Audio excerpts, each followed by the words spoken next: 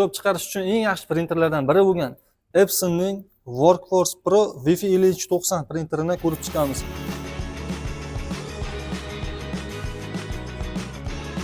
Eng qiziq bo'lgan joyga keldik. Rang narxi qanchaga tushadi?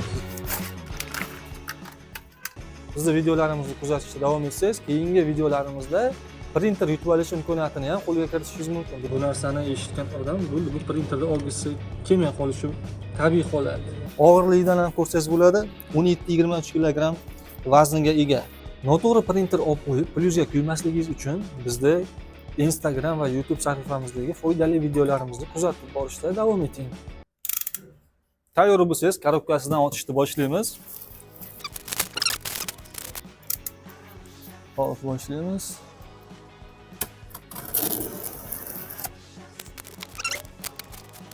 Hop, printerda ichida nimalar borligini ko'rsatib o'taman. O'zini maxsus hujjatlari bor. Rang uchun maxsus kartrijlar. Printerimiz ko'rib turibsiz, kartrijdan 4 ta rangli bo'ladi. Hop. Bundan tashqari rasmlarni, rasm qog'ozlarini qo'yayotganingizda qo'yiladigan podstavkachi va kabeldan iborat. Kabelni ko'rishingiz mumkin. Bizda O'zbekistonga mo'ljallanmagan kabel ekan. Qo'shimcha narsa ulaymiz. Korobkalarni olib qo'shamiz. Hop.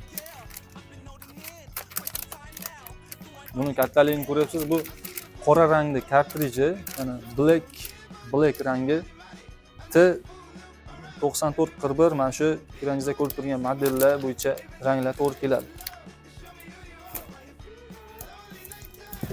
Mana ko'rishingiz mumkin. Bu sariq rangli kartriji. Bular korobkaning ichida chiqmaydi. Korobkasining ichida chiqmaydi. Biz buyurtma berayotganimizda bularni qo'shib berishini, rashifkasini, sistemasini qilib berishlarini so'raganmiz. Qo'shimcha 4 ta kartrij, mana bu 3 ta 3 xil rangniki, boyagi qorasi bilan 4 ta rang bo'ladi. Bulardan tashqari korobkada yana nima bor? Biz ranglarini ham qo'shib zakaz bergandik, alohida sotib olmaslik uchun. Bu yerda rang ozgina oqqanini ko'rishingiz mumkin. Baribir kelayotganda ozgina ranglar to'kilgan. Adashmasam qo'limga ham tegdi. Bularga ehtiyot bo'lamiz. Lekin asl korobkasida bunaqa narsasi bo'lmaydi. Qo'lni artib kerak.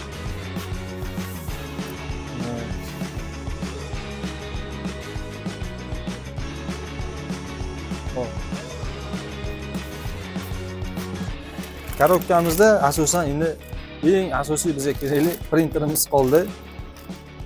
Buni ochayotganimizda iloji boricha selofani bilan ko'tarishingizni tavsiya qilmayman, chunki vazni 20 kilodan ortiq, o'shaning uchun bu selofanlar bardosh bera olmasligi mumkin.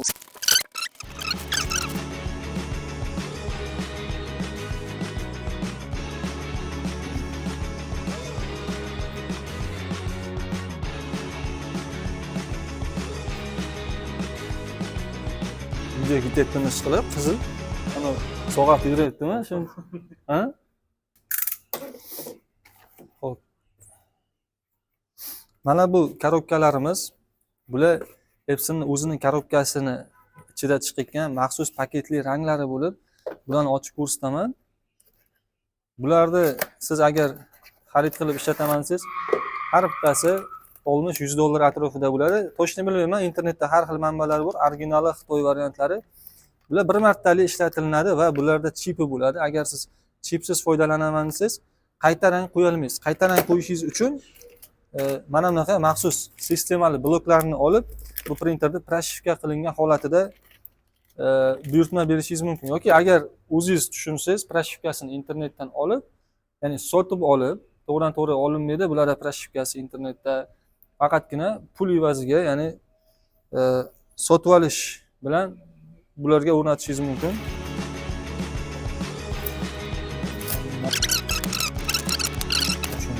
Bular mana bunday chiqadi. Ozgina ortga qayirib qo'ysangiz, bular turaveradi. Yoki kerakmas paytida ichiga qo'yib yopib qo'ysangiz ham bo'ladi. Olamiz. Ondan keyin o'zining tepasida rang turib ketgan golovkalarni ko'rishingiz mumkin. Sizga olib ko'tariladi, ko'rishingiz mumkin. Ajratib bo'lganimizdan qog'oz qo'yish bloki. Hop, sotuvchidan biz ma'lumot so'raganimizda hali bularga ranglarda prokachat qilinmagan deyishdi. Ya'ni yangiligini ko'rishingiz uchun hammasini o'zingizga qoldirdik, biz faqat proshivkasini qildik. Bemalol o'zingiz o'rnatishingiz mumkin deyishdi.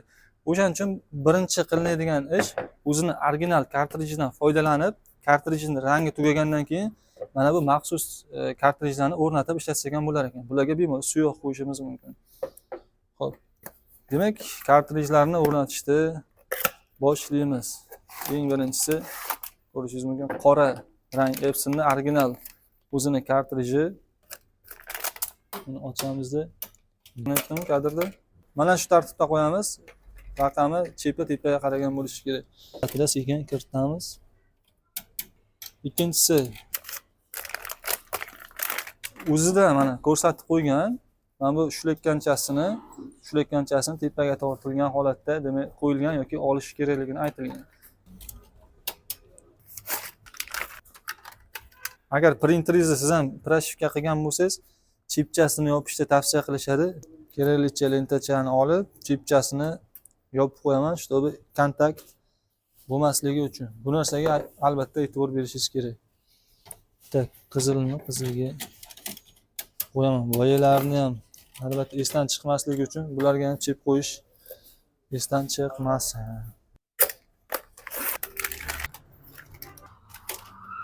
O'rnatganingizdan keyin albatta bitta tekshirib ko'ring, ko'k lentachasi joyida turibdimi yo'qmi.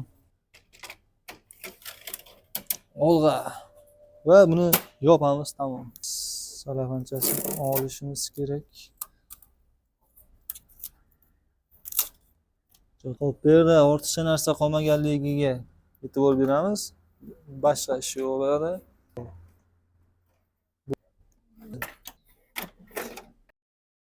har hech nimaga qarshi Printerimiz proshivka bo'lgani uchun chipga skoch qo'yishgan. Bu yerga e'tibor bermaymiz. Tamom. Printerimiz Epson S5390 ishlatishga deyarli tayyor holatga keldi. Endi buni ishlatib ko'ramiz. Mana bu narsasini qo'yishimiz esimizdan chiqdi. Ko'rishingiz mumkin.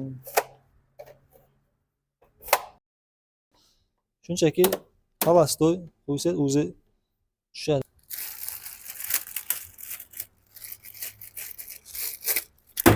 O'zini kabel pitaniyasiga mana bunaqa qo'shimcha narsacha qo'yib yuboramiz. Bismillah deb printerimizni ishga tushiramiz. Va nastroykalarni qilsak bo'ladi. Ruschada turaveradi. Day, month, god. Kun, oy, yilga to'g'rilaymiz formatini. Ikkinchilikka o'zi to'g'ri ko'rsatyapti. Formatni 24 soatligiga o'tkazamiz. Tak. E'tibor berishingiz kerak. Buni yoqqan vaqtingizda Wi-Fi ga yoki internetga ulab qo'ymasligingiz kerak. Ya'ni eslatib o'tyapman, proshivka qilingan printerda Wi-Fi ga yoki internetga ulanmaydi. Soat 18:20 degan o'zi to'g'ri. Проверьте установку всех контейнеров чернилами. Ya'ni hamma ranglarni qo'yganingizni tekshirib ko'rishingizni aytayapti. Agar bilmasangiz, как можно tugmasiga bosishingiz mumkin.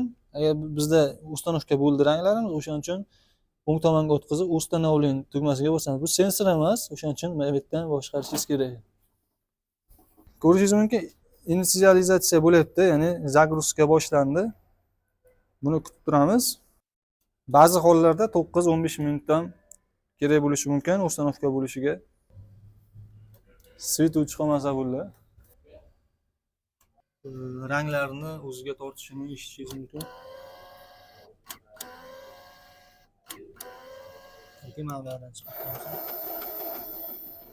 Printerimiz загрузка bo'lguncha dokumentlarni, ya'ni hujjatlarning ichida nimalar borligini ko'rib turishimiz mumkin. Deyarli barcha tilda ma'lumotlar yozilgan ekan, hatto o'zbekchasi ham bor. Xohlasangiz o'qib ko'rishingiz mumkin. Yana nima bor Epsonda? ko'rishingiz mumkin, ofis holatda turganda ham dizaynlari premium kачество berishi mumkin. Sizni ofisingizni bezashi mumkin, lekin hech qanday bir ortiqcha yoki qo'shimcha buyumdek ko'rinmaydi. Ko'rinishlarini ko'rsangiz, ekranchasi juda ham kichkina, lekin ixchamgina sizga kerakli ma'lumotlarni chiqarib berishga bemalol yetadi. Ranglarini ko'rishingiz mumkin. Rang bloklarida 4 ta rangdan iborat. Ularni bemalol oson olib chiqarishingiz mumkin. Bosasiz chiqadi. Juda ham osongina olib, juda ham oson joylashtirishingiz mumkin va osongina yopib qo'yishingiz mumkin. Maksimal rasmlarning razresheniyasi 4800 ga 1200 dpi bo'lib, aniq kачествоda rasmlarni chiqarsangiz bo'ladi, lekin asosan kitobga mo'ljallanganligini eslatib o'taman. Asosiy qog'oz Siber latokiga 330 ta list ketadi. Bu bilan anchagina hujjatlarni chiqarishingiz mumkin. Yuqoridagi rasm holatiga esa 150 ta list bemalol sig'dirishingiz mumkin. Formatlarini o'zgartirishingiz mumkin. 1 daqiqada 34 tagacha tezlikda pechat berish imkoniyati berilgan. Xalqaro belgilangan ISO formatda siz 25 tagacha hujjatni chiqarishingiz mumkin 1 daqiqa ichida. Endigi navbat qanaqa turdagi qog'ozlarni chiqarish mumkin bu printerda ko'rib chiqamiz. Eng oddiy hamma ishlatadigan ofisda 80 grammlik svetokopiya 64 grammdan boshlab 256 grammgacha tavsiya qilingan o'zining texnik hujjatlarida mana bunaqa yaltiroq glansiy qog'ozda 256 grammlik qalinlikdagilargacha bemalol siz rasm pechat bersangiz bo'ladi. Endi eng qiziq bo'lgan joyiga keldik. Rang narxi qanchaga tushadi? Siz misol uchun bitta zapravka tugagandan keyin yana keyingi ranglarda qanchadan olasiz, o'shani ko'rib chiqamiz. Endi bu original Epson saytini ko'ramiz. 4 ta rangli, 4 ta rangini eng yuqori kачестводagi ranglarni ko'rishingiz mumkin. Har biri $93 dan $113 atrofida ko'rsatyapti. Bu Epsonning haqiqiy asosiy ofitsialniy saytiniki.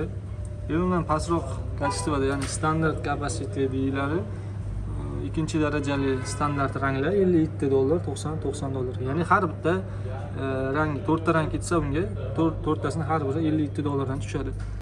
Bu ranglar juda ham qimmatdan tushadi. Bu narsani eshitgan odam bu printerda olgisi kelmay qolishi tabiiy holat. Nima qilinadi? Bu narsada o'zini sistemli bloklari bo'ladi. Hozir mana bunaqa qo'shimcha kartrej o'rnatishingiz kerak bo'ladi. Odatda ustalarning o'zi, sotuvchilarning o'zi taklif qiladi, sizga tayyor sistemasi bilan proshivka qilib jo'natib berishadi. Ularga mana bunaqa yarim litrli bochkacha deymizmi, bankacha deymizmi, shunaqa rangdan qo'yib ishlatish mumkin. Bularning narxi bozorda 37 ming, 80 ming orasida turadi. Kачествосidan kelib chiqib har xil turadi. Endi bular 80 mingdan tushsa ham maksimalni 4 tasi 160 ming, 320 ming so'mga bemalol xarid qilishingiz mumkin. Buni o'zining original kartrijlaridan ko'ra bu 5-6 barobar ko'proq rasm hujjatlarni chiqartirishingizga imkoniyat beradi. Bundan 4 ta qo'yiladi, proshivka bo'ladi. Endi minus tomonlarini aytaman. Minus tomonlari bu printerimizda Wi-Fi proshivka bo'lgandan keyin ishlatish tavsiya qilinmaydi. Wi-Fi ulansa, ya'ni internet aloqasi bo'lsa, o'zini proshivkasini yangilab qo'yib eski holatga qaytib qo'yishi mumkin. Undan keyin siz yana qayta proshivka qildirishingizga to'g'ri keladi. Shuning uchun bu USB orqali uстановка qilib driver orqali ishlatishingiz mumkin. Rasmimiz deyarli tayyor bo'lib qoldi. Tezligi ham unchalik yomon emas, yaxshi. Rasm chiqarishga professional printer bo'lmasa ham, bu asosan kitobga bo'lsa ham, lekin rasmlarni ham yaxshi chiqarib beradi. Faqat borderless formatda bo'lmaydi. Ya'ni borderless degani mana bu rasm chekkasidagi ramka qoladi har doim. Ya'ni mana bunday hozir chiqqanda ko'rsataman, chekkasida ozgina ramkacha qoladi. Ramkasiz chiqaradigan printer emas bu. Juda zo'r kачество, juda zo'r. Agar yuqori kачествоda chiqarsangiz ajrata olmaysiz. Agar siz professional fotograf yoki rasmchi bo'lmasangiz, buni sifatini ajratishingiz ozgina qiyin bo'ladi, chunki detallari ham juda ham aniq chiqqan. Ortiqcha chiziqlar ham, nimalar ham yo'q. Faqat shu bitta kamchiligi ramkada chekkasini oq chiqaradi, lekin bu menimcha ayb emas. Standart bo'yicha shunday chiqqan. Mana rasmlarni solishtirib ko'rishingiz mumkin. Original rasmdan ham chiqqani chiroyliroq chiqyapti deb o'ylayman. Keyingi navbat testimiz prezentatsiya, mana oddiy qog'ozga qanaqa chiqarishini test qilib ko'ramiz. Sozlamalardan chiqarib ko'ramiz. tezligini ko'rsak bo'ladi. Biz chiqarishga boshladik.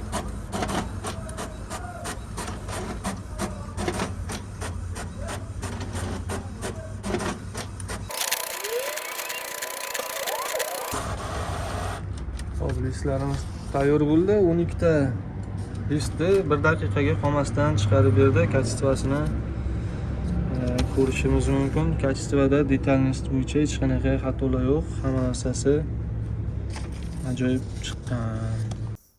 Ana yorug' bo'lganda juda zo'r kadr chiqardi. Bu yerdan yo mana ishlaganda bu yerdan hozir yuz qorong'ida fon zo'rda.